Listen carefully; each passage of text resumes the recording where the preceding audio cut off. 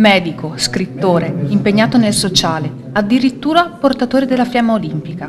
Non si fa mancare nulla il polesano Marco Bottoni, che nei giorni scorsi ha presentato nella Sala Soffiantini dell'Abbazia della Vangalizza il suo libro Regno Animalia, stupendo tutti i presenti con la sua verve e la sua ironia.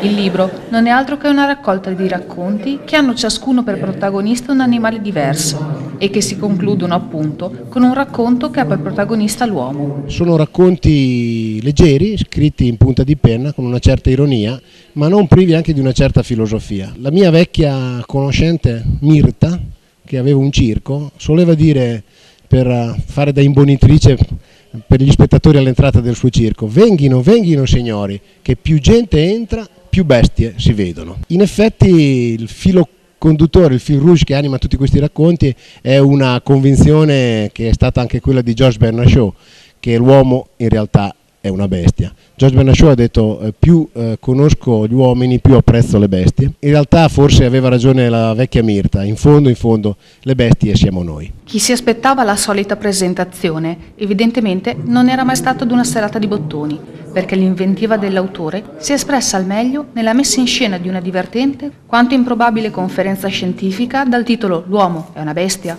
incentrata sulla sottile linea di confine che separa gli uomini dagli animali.